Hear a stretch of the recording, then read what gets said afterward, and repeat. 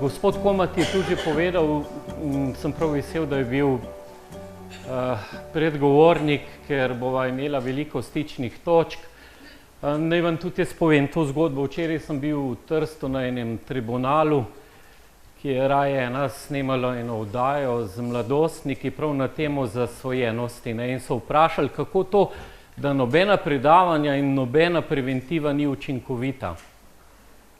Ko so mladi so spraševali, odgovor je pa potem čisto preprosta. V puberteti je pol možganov zablokiranih za dojemanje posledic. Mulc hoče, mama, daj mi motor, mama, daj si čelado na glavo, daj mi motor, daj si čelado na glavo, daj mi motor, pa daj si čelado na glavo, zakaj? Zato, ker se ti lahko kaj zgodi. Meni se nav nič zgodilo. Torej, naši možgani potrebujejo lastno izkušnjo, da se nam nekaj lahko zgodi, nekaj pripomorejo tudi besede drugega, nekaj je pa splet okoliščin, ki se sešteva.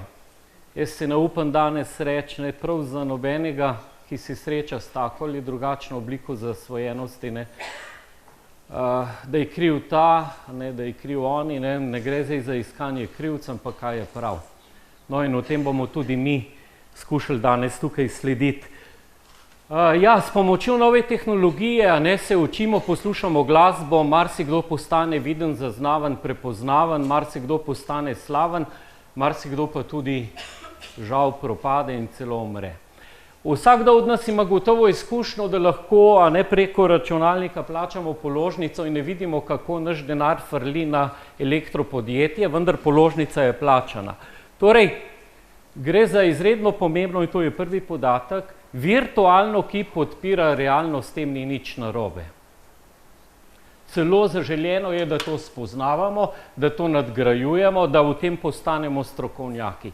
Virtualno, torej nova tehnologija, ki podpira realno, ne ogroža, niti ne zasvoji. Torej, ko mi delamo s pomočjo tablice, računalnika, pametnega telefona, se v naših možganih sproži proces, ki pripelje do tega, da začutimo občutek naveličanosti, utrujenosti in intenzivno delo s pomočjo nove tehnologije nas nekako utrudi in naredimo sami distanco. In potrebujemo odmor. Kadar smo pa mi s pomočjo nove tehnologije na področju zabave, sprostitve, kamor sodijo igrice, socialna omrežja, se pa v naših možganih ne sproži proces, ki pripelje do utrujenosti, naveličanosti, ampak bodi vedno dalj, bodi vedno bolj intenzivno. Zatorej je prva stvar, ki se jo kot starši, kot vzgojitelji ali pa tudi kot ljudje moramo naučiti, nekaj je nova tehnologija, s katero mi ustvarjamo, delamo, drugo je nova tehnologija, ki nam omogoča sprostitev, zabavo. To moramo ločiti. Zgodba se pa začne že zelo zgodaj. Novodobni starši, ti, ki bodo starši, bodo imeli zelo velik problem najti kahlico brez montirane elektronske igračke. Tudi hojco, stojco, pa te jedilne mizice. Vse to je opremljeno s temi elektronskimi igračkami in vedno bolj. In seveda naš otrok pritisne na gumb za kikirika petel in pritisne na drug gumb za muka krava, tretji gumb za riga osliček.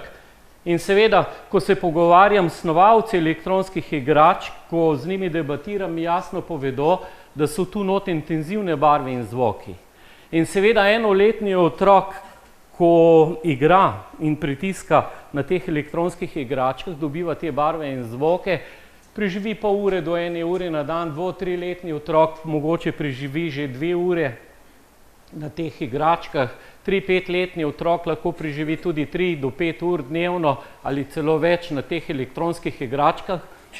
In potem, kot je gospod Komat tu omenjal, mi tega otroka potem peljemo v naravo, vsi navdušeni, kako bo se nadihal svežega zraka, kako se bo sprostil, on pa začne cepetati, kričati in je nezadovoljen, hočem domov, starši zaprepadeni, namreč zaradi teh intenzivnih barv in zaradi teh zvokov, ki jih je pridobival skozi igranje s to igračo, so se njegovi možgani adaptirali na te intenzivne barve in zvoke in mu narava postane siva cona, ki ga ne oblikuje, ki ga ne nagovarja, v njej se počuti izgubljenega, mu je dolg čas in je sili, da pride čim prej domov in se priklopi na to intenzivnost.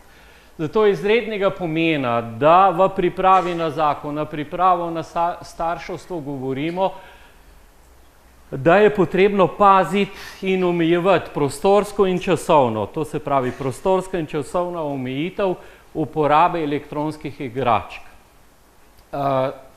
To se mi zdi ključnega pomena, namreč zgodba ima potem tudi nadaljevanje. Še 10, 15, 20 let nazaj je bilo samoumevno, da smo v večerih brali pravljice, nekje se je molilo, nekje se je prepevalo. In seveda, otrok je slišal 365krat eno in isto pravljico in ko smo 367krat brali to pravljico in smo slučajno spustili en stavek, je otrok šel takoj po koncu in je zahteval, ker se je spustil ta stavek, nemudoma takoj preberi ponovno to pravljico.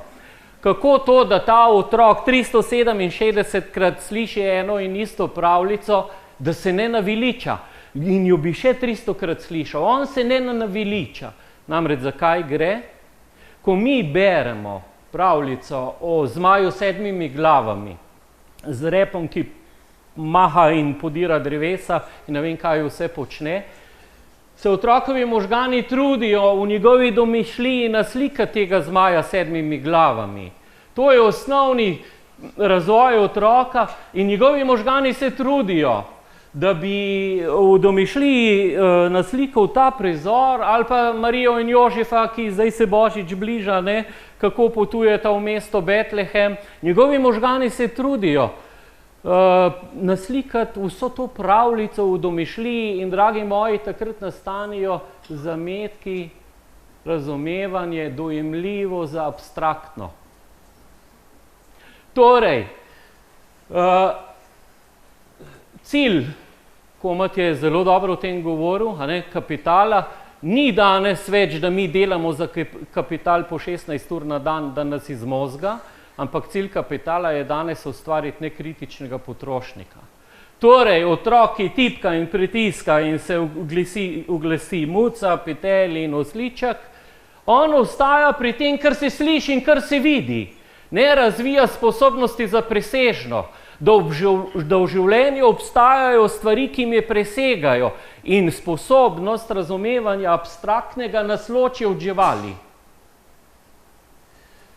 Človek, ki ni sposoben abstraktnega razmišljanja, pa ne more oblikovati avtonomne vesti. Človek brez avtonomne vesti, pozor, pa dela tisto, kar drugi rečejo, kar je trend. In če imamo v misli slučajno sedaj tega otroka, ker niso v njegovih možganih nastali vzmetki za dojemanje abstraktnega in seveda tudi nima sposobnosti zgraditi avtonomne vesti, se bo znašel v skupini, ki bo rekla, heroin je nekaj slabega, ima naš ta otrok, mladostnik, čudovito srečo. Nekaj enkratnega se mu je zgodilo, namreč on dela po tem, kar mu družba reče, kar je trend. In seveda, ker se je znašel v dobri družbi, bo sledil temu dobremu. Če se bi pa ta isti mladostnik znašel v skupini, ki reče, heroin je nekaj dobrega, čudovitega, to je za sprobati, bi ravnal tako. Torej, zakaj je že napad na enoletnega otroka s temi elektronskimi igračkami? Zaradi tega, in ta zgodba se ne konča z elektronskimi igračkami, kot bomo videli v nadaljevanju, mi imamo tudi pametne zapestnice in pametne ure. Pametne zapestnice s prisrčnimi barvami in oblikami. Seveda, naš otrok mora samoiniciativno začutiti, da bo dobro jedel, da bo zdravo jedel, da se bo gibal, da se bo družil, da bo vstajal. Ja, seveda, industrija, ta kapital pa želi, seveda, da bo delal po diktatu, da bo sprogramiran. Zato je potrebno prvo ustvariti pogoje in zagotoviti, da osebnostno on zraste, potem se mu da nova tehnologija, zdaj pa na glavo obrnjeno. Prvo nova tehnologija, potem pa pričakujemo, da bo osebnostno shodil. In tukaj so stvari na glavo postavljene. Torej, začne se s prvim letom ali pa že prej, z navalom teh elektronskih igračk, pametnih zapestnic in ur, za invalide, dementni ljudi, za avtiste, za diabetike je to nekaj čudovitega. Vendar za otroka, ki je potreben še nadaljnjih poti v osebnostni rasti, je pa prepustitev k temu prezgodaj. Naslednja zadeva, mimo katere ne moremo iti, mi smo rekli, nova tehnologija, ki podpira realnost, tem ni nič narobe. Kje pa je narobe? Nova tehnologija, o kateri je Koma tudi govoril, ki pa vpliva na domišljijo, na dušo človeka, njegov psihični razvoj, so pa lahko usodne zadeve. Ko sem se pogovarjal nekaj mesecev nazaj na nekem srečanju, smo ga imeli za ustvarjalci teh elektronskih igračk in računalniških igric, so opozorili na 3 zadeve. Te računalniške igrice seveda imajo +5, +8, +10, +15, +18, v nekaterih državah tudi +21 omejitve, zato da se starši znamo orientirati in da glede na starost otroku dovolimo, da odigra pač in igra tiste igrice njegovi starosti primerno. In sedaj se, če se zgodi, da 8-letnik igra igrice odraslega človeka, bo pri 8 letih deležen dražljajev, ki jih je sposoben predelati odrasel človek. Torej, nekdo pri 8 letih, ki je deležen dražljajev odraslega, kaj bo potreboval potem, ko bo odrasel, kakšne dražljaje? Veste, meni so se še leto dni nazaj tudi moji kolegi smejali, ko sem predstavil, da imamo v ambulanti problem zasvojenosti s hitro vožnjo. Ampak jaz danes mirno lahko iz določenih primerov, ki niso številčni, glede na obseg, mi imamo trenutno 223 nekemičnih zasvojencev in 195 kemičnih zasvojencev. Torej imamo nekemičnih več kot kemičnih. Torej, iz vseh teh zadev sem dejansko prišel do tega, da se marsikdaj lahko zgodi, da tisti, ki je bil prezgodaj, po več ur dnevno, leto, 2 izpostavljen tem dražljajem, seveda potem kot odrasel potrebuje dražljaje in mora hoditi po robu med življenjem in smrtjo, da pride v stik z iskrico življenja, zato ker ga običajni dražljaji ne nagovarjajo več. Vse mu je dolgčas, vse mu je brez veze, nič ni privlačno, torej ima globok smisel upoštevati dejansko te omejitve, kdaj otroka pripustiti k določeni igrici. Na drugo zadevo, na katero so upozorili snovalci teh računalniških igric, so sublimalna potalna sporočila v teh igricah. Na začetku so delali eksperimente, domnevali so, če bomo to stvar tako in tako speljali in da bo zgodba šla v to smer, so predvidevali, da bo človek potem odreagiral tako in se bo tudi v prostem času tako in tako obnašal. Torej, oni danes trdijo, da človek, ki igra določeno igrico, naj se bo najstnik, naj se bo odrasel človek, daljše obdobje, bo potem čez nekaj časa, leto, 2, 3, kupoval tak in tak izdelek. To se pravi, govorimo o programiranju človeka kot nekritičnega potrošnika. Potem je, a veste, da smo prvič v zgodovini, in ta civilizacija je to je zanimiv podatek, da več kot 60% otrok danes preživi svoj prosti čas v virtualnem svetu, ne pa v realnem svetu. Pozor, 60% otrok danes prosti čas preživi v virtualnem svetu, ne pa v realnem svetu. In seveda zdaj, če ta naš otrok, mladostnik, igra po par ur dnevno igrice in tam postreli 9.000, 12.000 ljudi v virtualnem svetu in potem starši rečejo, kaj pa je to kaj takega, se v realnem življenju jih pa ne bo toliko pobil. Torej, ne gre zdaj za to, da bo ta otrok v realnem življenju pobijal, gre pa za to, da so njegovi možgani počasi adaptirani na nasilje. To ne pomeni zdaj, zato ker igra te igrice, zdaj bo pa kar on nasilen, pa bo kričal, pa bo druge porival, ampak gre za seštevek okoliščin, kot sem že prej omenil na začetku, za splet okoliščin.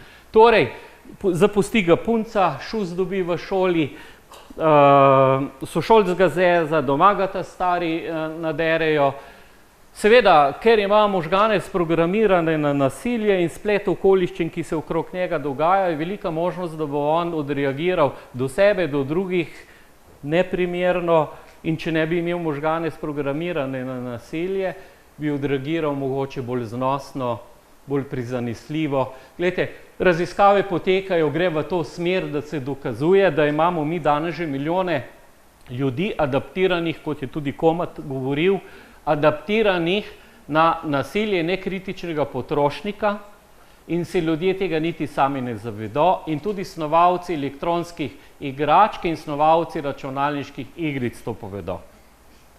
Internet ima v sebi paradoks. V realnem času dobivamo podatke o Kim Kardashian z velikimi ustnicami, z velikimi prsmi, mogočno zadnjico, in slovenska najstnica to gleda in jo občuduje.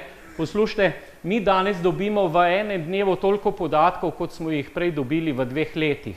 Na svetovnem spletu, na internetu danes dobimo v enem dnevu toliko podatkov, kot smo jih dobili prej v 2 letih. Torej, naši možgani so morali poiskati izhod, so morali poiskati neko rešitev in so jo. Sprocesirajo samo podatke, ki so fajn.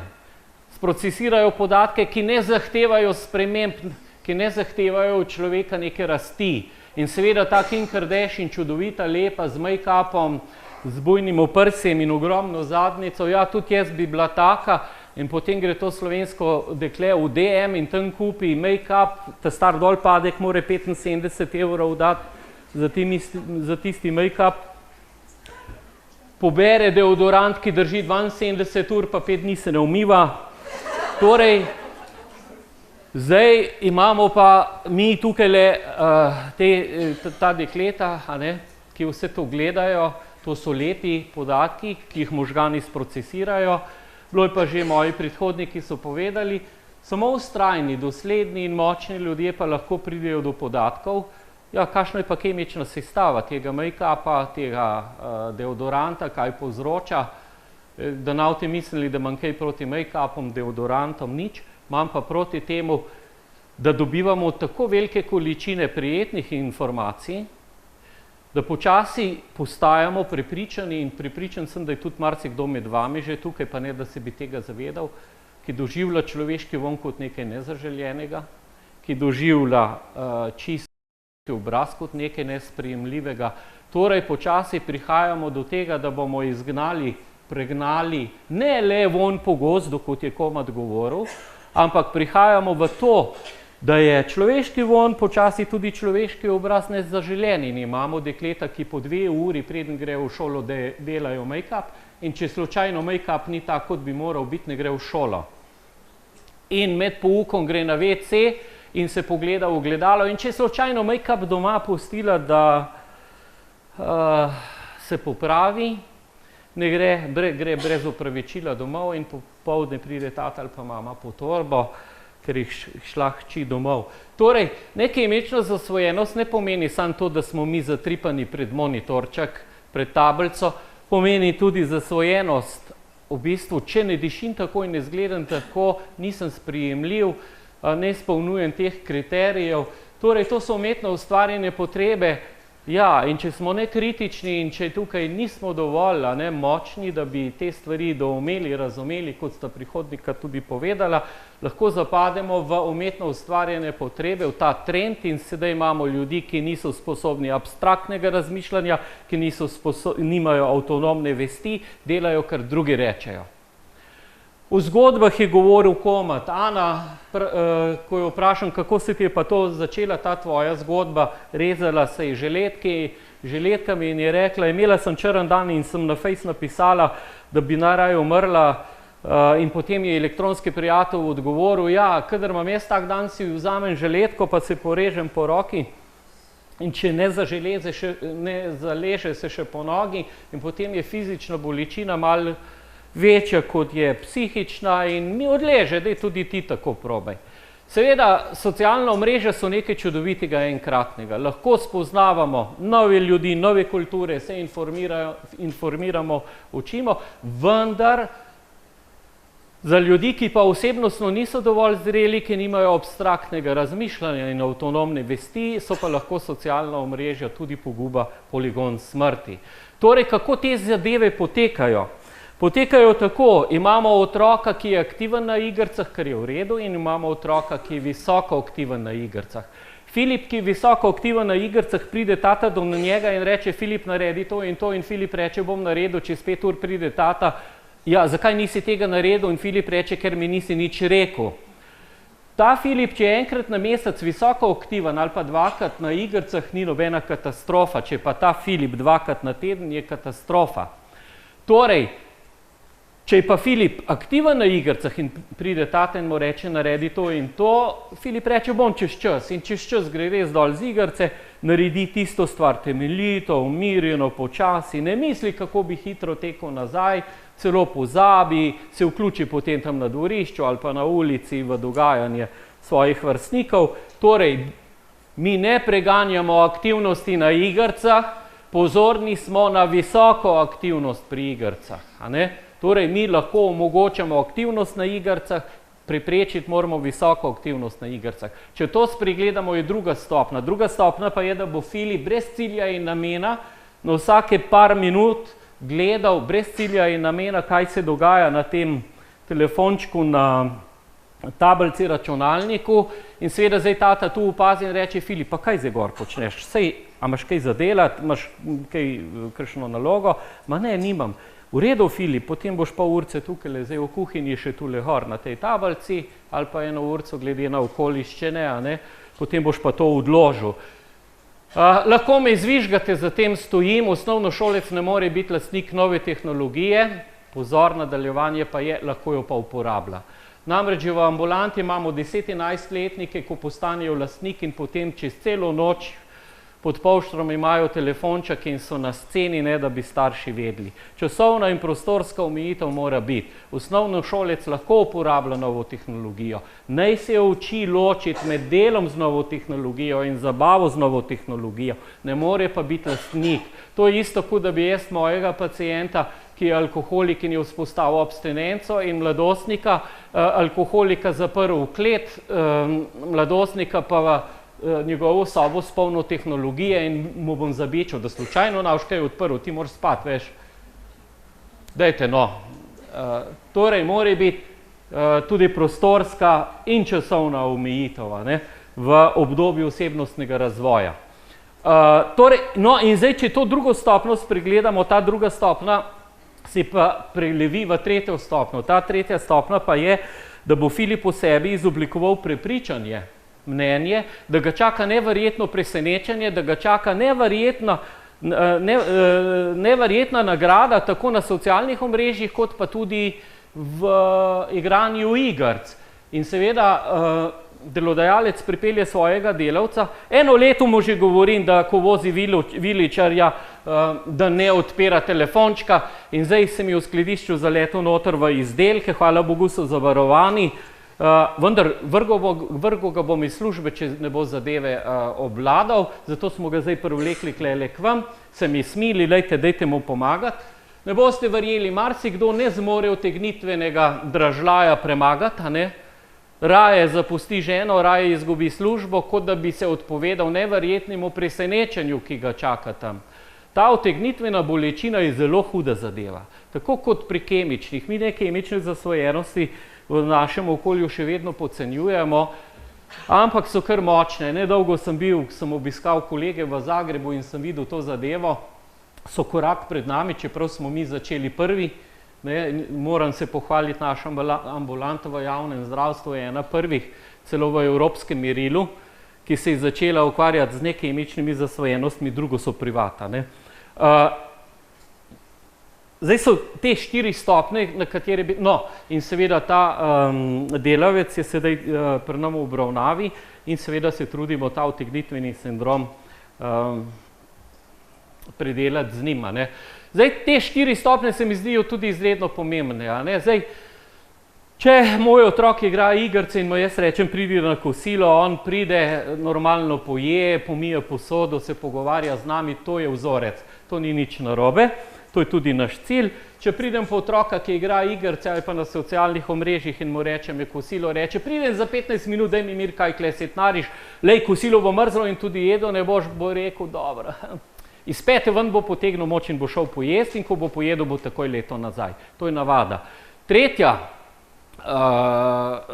stopna je, da pridem po tega svojega otroka, je na socialnih omrežjih in mu rečem, pridi na kosilo, ma tudi če ne jem, sam daj mi mir, pusti mi na miru, ma daj že enkrat mir in zdaj pa izključil ti bom Wi-Fi, vzel ti bom tablico, računalnik ali karkoli ima, to je pa prisilno vedenje. Tukaj pa otrok že ne more sam, ampak rabi neko zunanjo grožnjo in zunanji pritisk, ki mu da motivacijo, no zdaj pa res ne bi rad to izgubil, bom pa zapustil, to je prisilno vedenje. In zadnja stopna je, ko pridem po otroka in mi sploh ne registrira in ga potegnem, takrat skoči name, me prebuta, je agresiven. Okrog 35–30%, kolikor je zdaj gledam to našo statistiko, staršev je tedensko tepenih od svojih mulcev, ko jim postavljajo meje, tistih, ki pri nam iščejo pomoč. O tem molčijo, ne govorijo, povejo med vrsticami. Ogromno staršev je tepenih, doživlja nasilje, govori o tem, ali pa ne pove. V prejšnji teden mi je ena gospa prinesla celo fotografije pokazati, kako je bila zdelana, ko jo je hči napadla. Torej je ogromno nasilja, o katerim se ne govori, ker dobro, če se nekdo napije pa zadrugira, o tem bomo še govorili, da tepe. Zdaj pa, ker pa je to neka lepa zasvojenost, ena taka, ki se prikrade v naše družine, ja, to bomo pa potrpeli, to nasilje, sej tudi nazven se toliko ne vidi. Veliko več nasilja, si upam trditi, po statistiki in po izkušnjah imamo z nekemičnimi zasvojenci v družinah, kot s kemičnimi zasvojenci. Kateri ljudje so bolj dojemljivi? Ja, imam še kaj časa? Samo še minutko, Madonca. Kateri ljudje so bolj dojemljivi? Bolj dojemljivi za zasvojeno so ljudje, ki ne prenesijo pritiska življenja in šale na svoj račun. Ti ljudje ne bojo šli na socialna omrežja, zato ker tam lahko dobijo kakšen pataf, ampak bojo šli na kakšne igrce, kjer lahko zadeve obvladajo. Ravno tisto, kar jim v realnem življenju manjka, dobijo v virtualnem. In marsikdo se začne z virtualnim zdraviti. To, kar mu v realnem manjka, dobijo v virtualnem in kdorkoli ga bo z virtualnega vlekel, bo njegov sovražnik. Drugi ljudje so ljudje, ki imajo občutek, da nikoli nič dobrega ne naredijo. In ti ljudje, ki imajo občutek, da nič dobrega ne naredijo, so ljudje, ki potrebujejo, da so vidni, zaznavni. Instagram je čudovita zadeva, Facebook tudi, da postanejo vidni. V terapiji imam gospo, ki ima zdaj 5. partnerja, 4 partnerje ima po enega otroka in v svojem okolju ona zveni kot ena kurba. To je kurba prasica in zdaj sorodniki morajo 5. partnerja zaščititi, pred tem zmajem to kurbo, in so sorodniki organizirali to srečanje, to žensko je treba v red spraviti in jo imajo za kurbo. Ampak poslušajte, ta njena zgodba, seveda ta njena zgodba je, ko je imela nasilja ogromno in zlorab, ni imela nikoga, ki bi pomagal, da bi svojo bolečino izplunila, da bi izvenela. In seveda, ko je srečala moškega, ki je govoril, kako ima težko službo, kako ima nizko plačo, pa ko ga vsi zafrkavajo. Seveda, ona ni razvila fantazije, poželenja do njega, ni razvila čustvene naveze, ampak bilo ji je znano njega, tista bolečina, ki jo je on govoril, je ona imela in seveda ona je postala magnet za problematične moške, ne ker je kurba, ampak ker ima življenjsko zgodbo, ker je noben ni pomagal. In seveda ta gospa gre zdaj lahko na spletno trgovino in najde v kitajskih, praških, vietnamskih tabletkah veliko rešitev.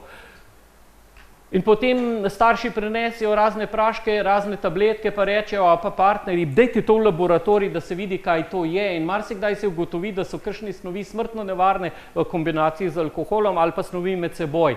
Spletna trgovina, ki je nekaj čudovitega in nekaj enkratnega za ljudi, ki imajo abstraktno razmišljanje, avtonomno vest, ki so samostojni, z dobro samopodobo, samozavestjo, je to nekaj čudovitega in nekaj enkratnega. Za ljudi, ki pa imajo take ali drugačne težave, pa isto orodje, ki je čudovito, lahko za njih pomeni celo smrt. Ta rdeč krog je neizprosen. Hvala lepa. No, on pravi, da mi morate dati 5 minut.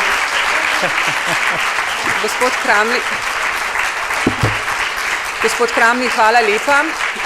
Mislim, da bo zelena lučka svetila še malce dlje, ker smo dobili 2 vprašanji, pa vas vljudno prosim, če bi lahko kar zdaj takoj na nju odgovorili. Darja, vas pa prosim, če bi lahko jih prebrali. Torej, prvo vprašanje. Kaj vi mislite o tem, da partner mož vsakodnevno 3 ure nameni gledanju TV-ja in sedenju pred računalnikom in otroci to gledajo? Mama se trudi, da so otroci čim več zunaj, stran od vseh naprav, pa vendar je vedno slišati stavek, ati pa lahko gleda. Pa lahko je na računalniku. Kako to razložiti otroku, če partner noče sodelovati? Kdo je v tem primeru odvisen oziroma potrebuje pomoč? To je prvo vprašanje, pa še eno vprašanje. Kako preprečimo, da iz nizke intenzivnosti, se pravi rabe ekrana oziroma sedenja za ekrani, v visoko pri igricah? Torej, kako preprečimo, da gre iz nizke v visoko? Hvala lepa. Ja, zdaj teh družinskih primerov je ogromno, ne. Zdaj, časovna in prostorska omejitev, jaz vam bom tudi tako rekel. Velikokrat tisti, ki ima velik problem, noče na terapijo pridati. In jaz vedno rečem, pridite pa sami, kajti tisti, ki ostane doma, opazuje, kaj se dogaja s tistim, ki hodi na terapijo. In velikokrat, ko on to opazuje, pa sam da pobudo, tudi jaz bi prišel. Nikoli možakarja moškega vabiti v tem smislu, ti si in velik problem, ti boš vse zavozil, ti rabiš pomoč, pa iti nekam. Lepo vas prosim, ker si vam bo skrival, si bo zapiral v svojo školko. Dajte moža prositi, naj vam on pomaga. Naj vam on pomaga, naj gre on skupaj z vami, zato da vam on pomaga, da boste lažje preživela in razumela to zadevo. In potem je naloga terapevta, da ga bo vzel v roke in mu bo probal počasi, seveda mora biti pa terapevt tukaj izurjen. Zdaj imam jaz eno družino iz Ljubljane, ki so se samo čudili, zakaj vse naročam po parih. Zaradi tega, da tisti, ki so problem, vidijo, da so aktivni tudi tisti, ki niso problem. Zato, ker pa je tisti, ki je problem, težko najde razlog, jaz pa nam več hodil, pa nam napredoval, ker oni pa intenzivno sodelujejo in se potem o tem tudi pogovarjajo. Torej, dajte proba tega možakarja zagrabiti, daj mi ti pomagaj. Ne pa ga napada, ti si problem, ker bi rabila tvojo pomoč, greva skupaj nekam, da se mi stvari razjasnijo, da bi stvari jaz znala postaviti na pravo mesto in pa bo že terapevt te zadeve probal speljati tako, ko je prav. To je ena taka zadeva, ki ponavadi deluje. Seveda, zdaj, če se pa nič ne da narediti, jaz bi tisti, ki ima ta problem, naj mi poišče, pa bi raje individualno, zato ker bi rabo še malo več podatkov. Mi komod poišče, bom tudi potem še ostal nekaj časa tukaj, da mi kaj več pove, ker zdaj bi rad vedel tudi malo o otrocih, koliko so stari in malo bi rad to dinamiko poznal. Druga zadeva, pri visoko aktiven pa aktiven, kako zdaj to doseči. Poglejte, gre že za to, da od samega začetka, preden otrok dobi uporabo novo tehnologijo, da se zmenimo za pravila, ne kasneje, ko že dobi. Torej, ta pravila morajo prej obstajati, preden on to dobi in se dosledno tega držati. Družinska pravila so torej v dnevni sobi, potem tudi v kuhinji, kjer so skupni prostori, se on lahko novo tehnologijo uporablja. Kadar dela za šolo, mora povedati, preden dela za šolo, koliko časa predvideva, da bo delal za šolo, kaj bo delal, vmes ga pridete pogledati, da vam pokaže, na koncu izdelek morate videti. Za zabavo, za sprostitev mu poveste pol ure do 1 ure in to se dosledno tudi držite.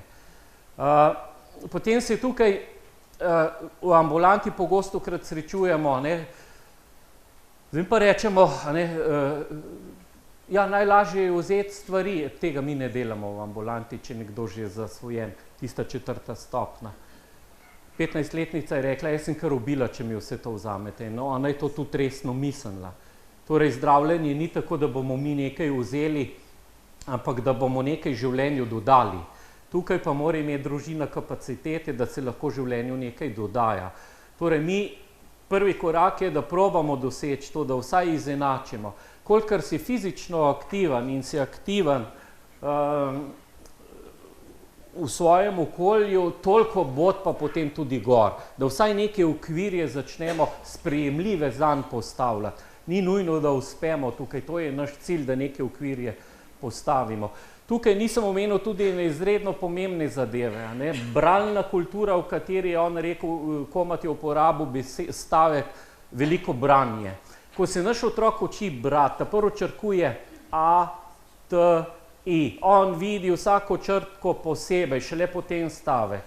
To se pravi, brat, brat, brat. Zakaj? Zaradi tega, ko otrok bere, se njegovi možgani tudi usposabljajo za pridobivanje znanja, abstraktnega razmišljanja, še preden stavek prebere, ga on v mislih ima ujetega.